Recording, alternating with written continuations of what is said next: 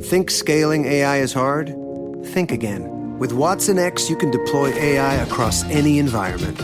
Above the clouds, helping pilots navigate flights, and on lots of clouds, helping employees automate tasks. On-prem, so designers can access proprietary data, and on the edge, so remote bank tellers can assist customers. Watson X works anywhere, so you can scale AI everywhere. Learn more at ibm.com/WatsonX. IBM. Let's create. Want to make a podcast? Spotify's got a platform that lets you make one super easily, distribute it everywhere, and even earn money, all in one place for free. It's called Spotify for Podcasters, and here's how it works. Spotify for Podcasters lets you record and edit your podcasts right from your phone or your computer. So no matter what your setup is like, you can start creating today. Then you can distribute your podcast to Spotify and everywhere else podcasts are heard. Video podcasts are also available on Spotify, and when you want to take conversations with your fans to the next level, Q&As and polls are the best way to get them talking. With Spotify for Podcasters, you can earn money in a variety of ways, including ads and podcast subscriptions. Ever since I discovered Spotify for Podcasters, I feel so supported in the creation and distribution of my show. Spotify for Podcasters hosts masterclasses, office hours, and more to help creators develop and fine-tune their skills. I highly recommend you give it a try. Download the Spotify for Podcasters app or go to spotify.com/podcasters to get started.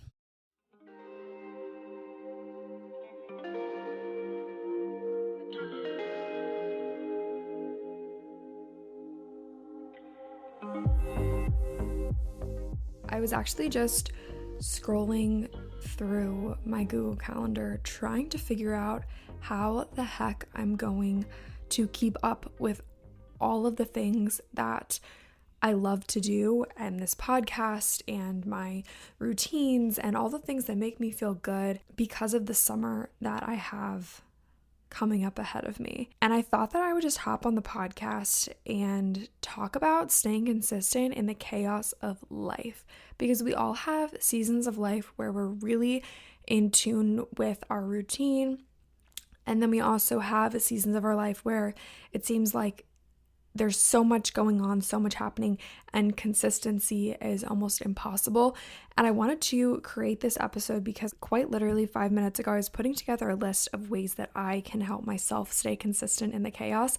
And if nobody needs this episode out there, at least I have it for myself, and I can come back and listen to this episode when I feel like I am losing my mind because there's so much happening in my life in the near future. Like, I was counting the days that I actually will be able to sleep in my own bed coming up within the next month and a half, and I think that maybe there's like a solid 2 weeks spread out over the course of the next month and a half that I will have here at my house. And I was starting to feel really, really overwhelmed because this past spring I've spent so much time curating my perfect routine, and I'm such a routine person that when something gets disrupted, or maybe when I wake up a little bit too late, it kind of just throws off my entire day. And so when I remove myself from my typical routine, quote unquote, I get a little off track and I start to feel a little bit funky. But finding ways to stay consistent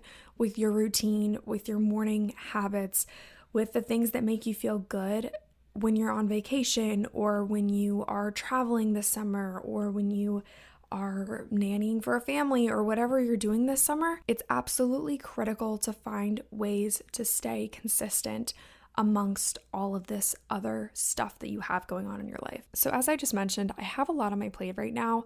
I'm not quite sure when this episode is going to go up, but I'm pretty sure that I'll probably be in Indiana when it's going up. Sam and I are kind of floating back and forth between Indiana and Maryland, and then we're also doing a trip out west. I have a bachelorette party to go to, and I don't know, just all of these events are like popping onto my calendar. I'm like nannying for a family, I'm pet sitting another week. I'm pretty much not going to be home at all.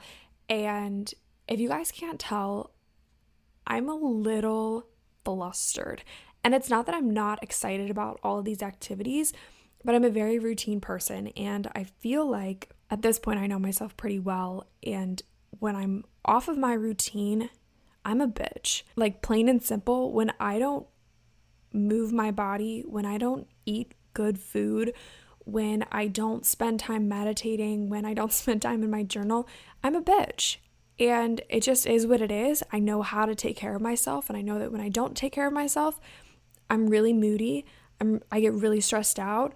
And I'm not a very nice person to the people around me. And nobody wants that. When you know what you need, it's important that you provide yourself with those needs. And not only is it just that I'm like moody and kind of just feeling funky when I'm not on my routine, but I also just physically, mentally, emotionally feel not very good. And so it's really important to me to stick to the things that make me feel good, which a big staple of mine, and you guys will hear me talk about it probably over and over and over again in the podcast, but it's my morning routine. And waking up early, hearing the birds chirping, watching the sun peek through my window, and sitting and meditating outside, journaling, listening to my peaceful meditation playlist on Spotify, all of those things make me feel amazing first thing in the morning. And then making a big cup of coffee, having a big bowl of fruit or a smoothie, just taking my morning slow and taking care of myself and my mental health first thing in the morning. Like the very first thing that I do is take care of myself. And being able to do that sets me up for a day of success, whether that means I'm working all day or whether that means I'm spending all day on the beach. Whatever I do will be successful because I took care of myself first thing in the morning. Similarly, going to bed at a reasonable hour and waking up at relatively the same time window every single day, our bodies get into this circadian rhythm, and even going to bed a couple hours late can really mess with you. I mean, we've all traveled places where it's a completely different time zone and you get jet lagged and your body's like, what the heck is going on? It's the same thing when you go to bed a little bit later one night, regardless of the time zone that you're in. You kind of mess up that typical routine. Your body's like, whoa, wait a second. What's going on? And you feel it. And even nights where I go to bed a couple hours late and then wake up at my normal time the next morning, I feel hungover, regardless of if I drank or not the night before.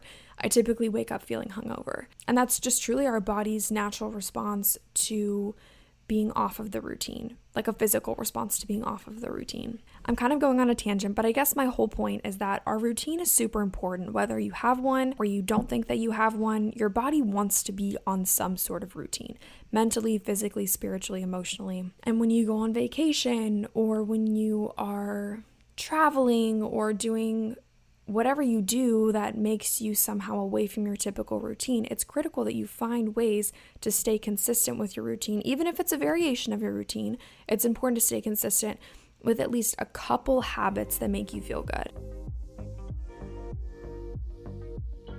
I have a list of about 7-ish. This could change like as I'm talking. I typically like adapt my list and build things into one another and mesh little tips and tricks, and I don't know, you guys get the gist. I have a list of some tips and tricks of how to stay consistent in the chaos of life when you don't necessarily have all the bits and pieces that make your routine yours. First things first, and this is something that I do with all of my clients, something that I do in all of my programs, something that I do almost every single day in my personal life, is first off, create your why.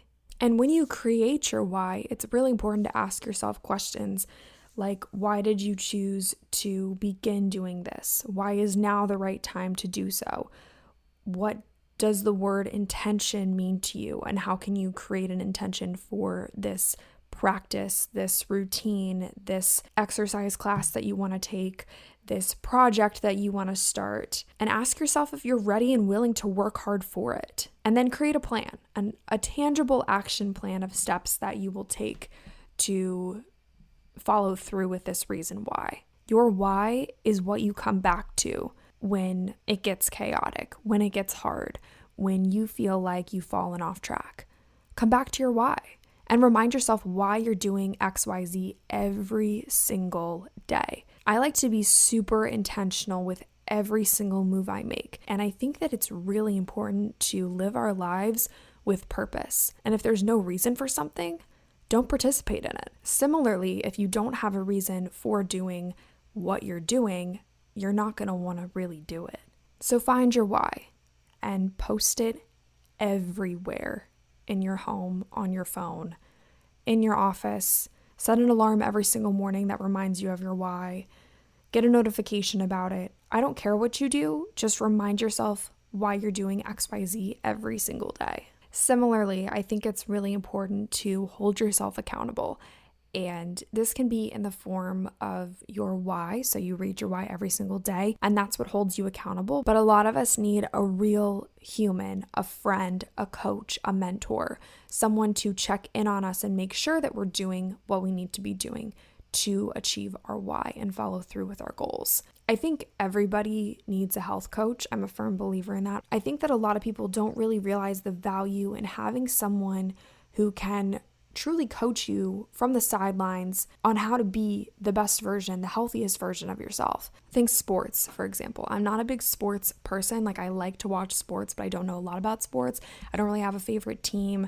I don't really, I'll go to games and stuff, but I don't know the names of players. I don't know the names of coaches. I can't recall a really cool play that the coach came up with and the team wouldn't have won without coach whoever's famous play. But the coach is there, standing on the sidelines, guiding the team to success. I was a swimmer for 10 years, and before every single race, it was so important to go talk to the coach. And I'm sure that the coach gave me quick little pointers and told me something about the other team that was important to remember, or the girl that I was about to race against. I'm sure that conversation happened, but what I remember most is that I felt encouraged. And going into the race, I felt like I had a fighting chance. The coach is obviously super knowledgeable about swimming.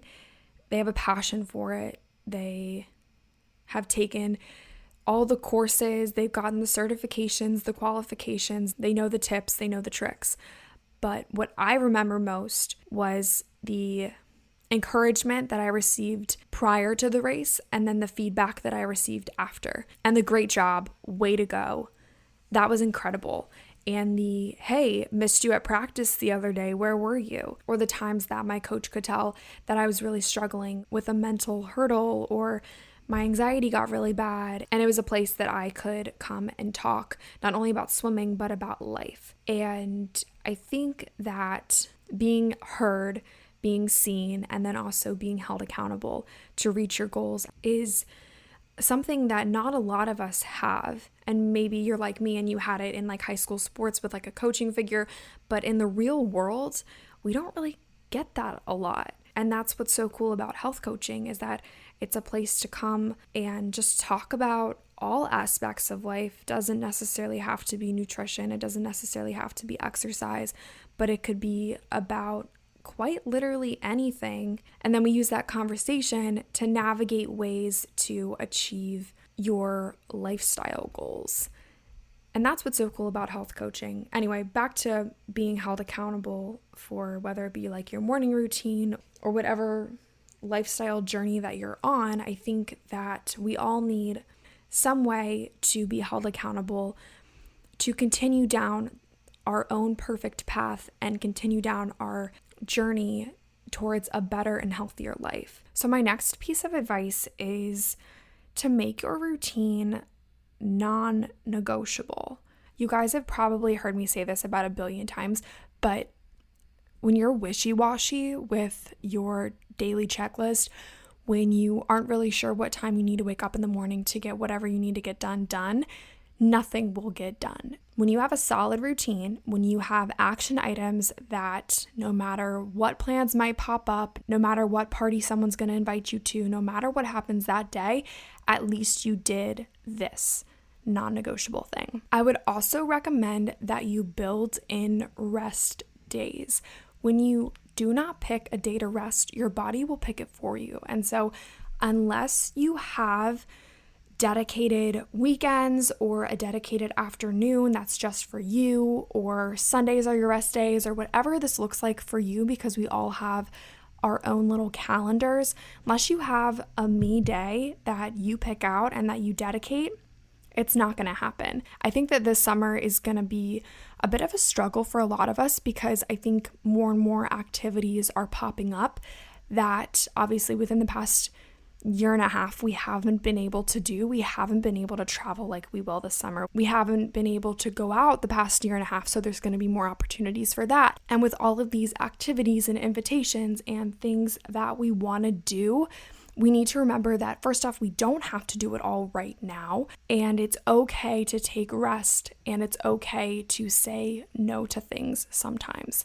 And I know that saying no to things is a lot easier said than done. Just a couple weekends ago, I got roped into going out a couple nights in a row, and I knew that I needed a rest day, but I just felt kind of guilty for saying no, and I continued on anyway.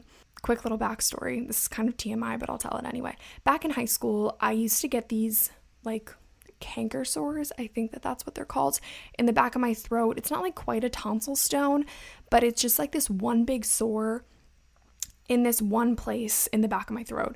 And I know I'm going to get people in here that are like, you need your tonsils out, whatever. It only ever happened to me a couple times when I was really, really stressed out, like junior year of high school. And like I went to the doctor and got tested for mono. They said, no, it's not mono, it's not strep, it's not this, it's not that. And we just kind of all agreed that it was stress induced. And just the other day, one of those popped up again. And it was right before the launch of my podcast. I had a lot going on. It was those nights that I got roped into going out because I didn't know how to say no. It was my body's way of telling me that I needed to take rest, and that I was a little too stressed out, I was a little too overwhelmed, and I didn't need to be doing all of these things that I was doing.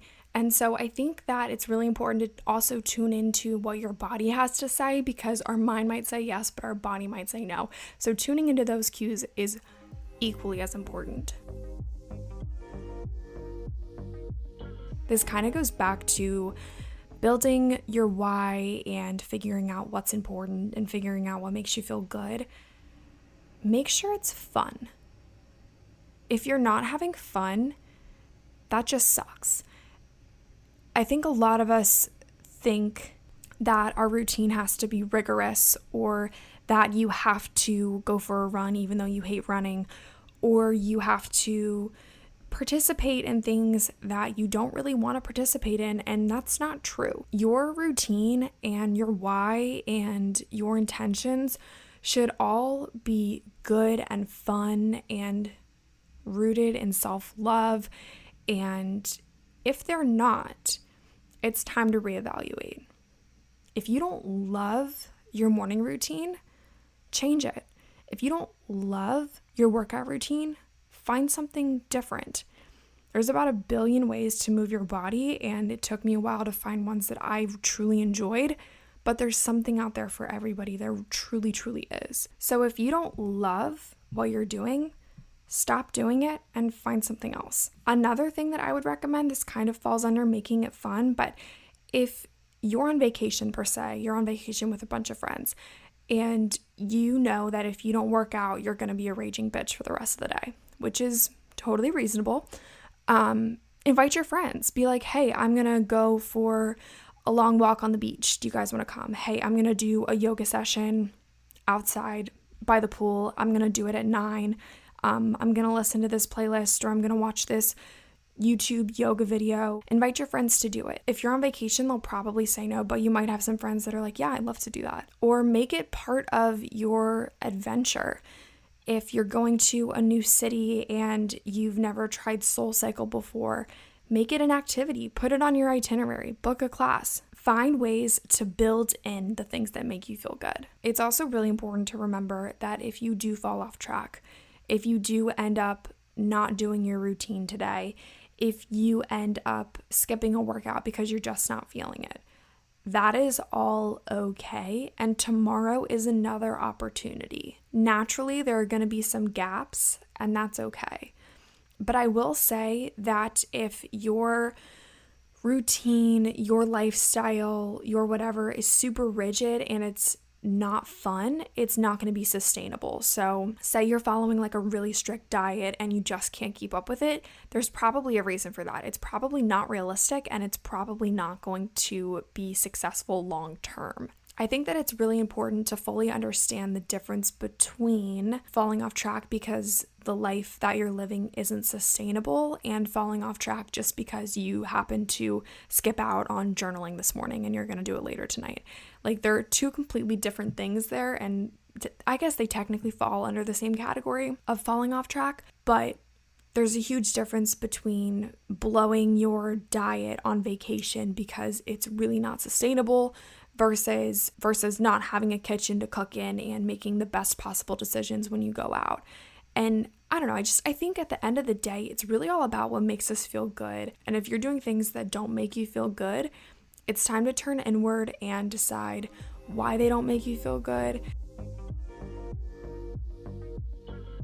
So as you guys can tell from this episode, I am going to be on the go this summer, and I'm excited to take this show maybe on the road a little bit, not as in like a tour or anything, but just like bring my microphone with me throughout all my craziness of the summertime. And I'm excited to talk about my adventures. I'm excited to see new places, new people, new things, and just experience life outside of this little bubble that I feel like I've been living in for the past year and a half. If you guys are not already subscribed to the show, I would highly recommend doing that. You can get notified when I post new episodes, which go up every Monday and Thursday. You can also feel free to follow me on Instagram. It is at Lily Rakow. That is LILYRAKOW. And you can follow the podcast Instagram as well. That's 8020pod on Instagram. And don't be shy. Go ahead and give the show a rate and a review. That really helps out new listeners discover the show. Thank you all so much for tuning in today, and I will talk to you next time. Bye.